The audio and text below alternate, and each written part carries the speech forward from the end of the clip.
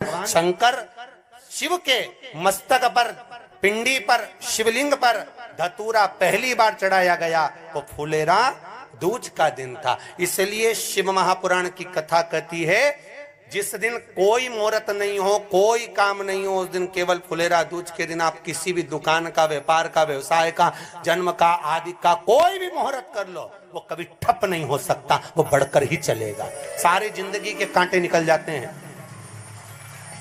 सारी जिंदगी के कांटे समाप्त हो जाते हैं फुलेरा दूज।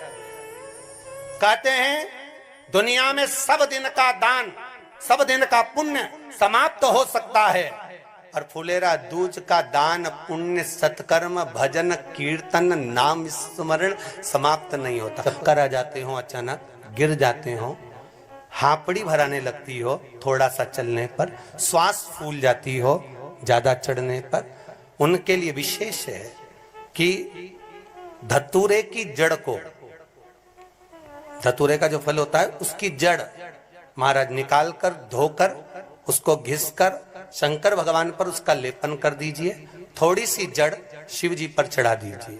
फुलेरा दूज के दिन उस जड़ को पानी चढ़ाकर वापिस लेकर आ जाइए।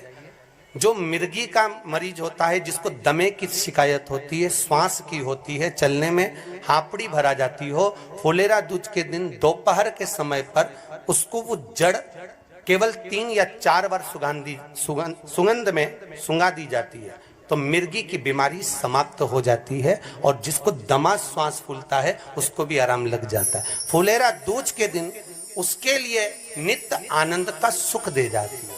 और भी ध्यान दें, जिसको बहुत भारी बीमारी हो, डॉक्टर कह रहे हैं कि ऑपरेशन की जरूरत है, ऑपरेशन कराना पड़ेगा, गांठ हो गई है, ये हो गया है, वो हो गया है, निवेदन है एक धतूरा फुलेरा दूज के दिन भगवान शंकर के शिवलिंग पर समर्पित करें, और 5 बेलपत्र नंदीश्वर भगवान पर अर्थात भगवान नंदी पर समर्पित करें। जीवन में कितनी बड़ी भी बीमारी होगी वो आगे नहीं बढ़ सकती, ऑपरेशन की जरूरत नहीं पड़ सकती, वो केवल फुलेरा दूज पर हो,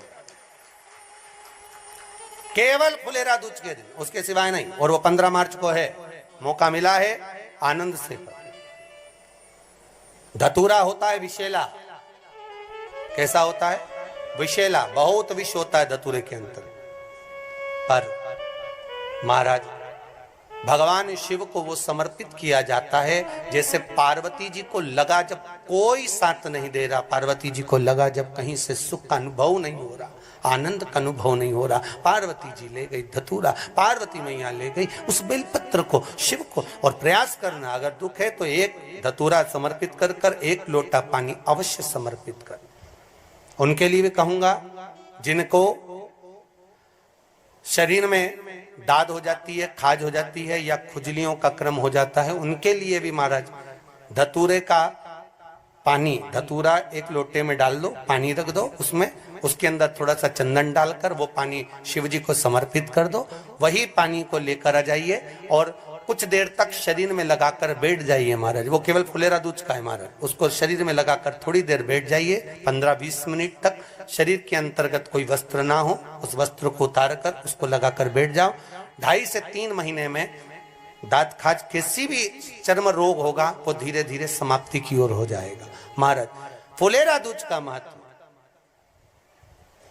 शास्त्र कहता है, भले इसको छुपाकर रखा गया हो शास्त्रों के अनुसार, पर इसकी महत्व का बड़ी। जो दुकान, जो व्यापार, जो व्यवसाय,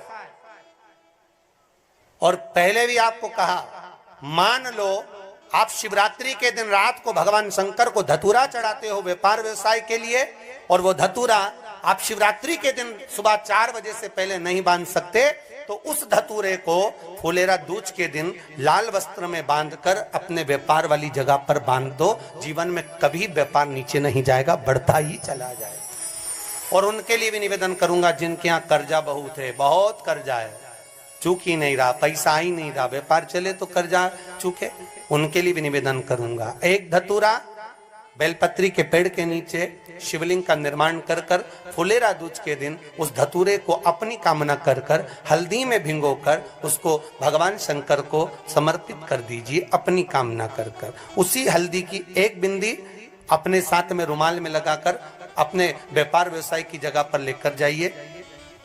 कर्जा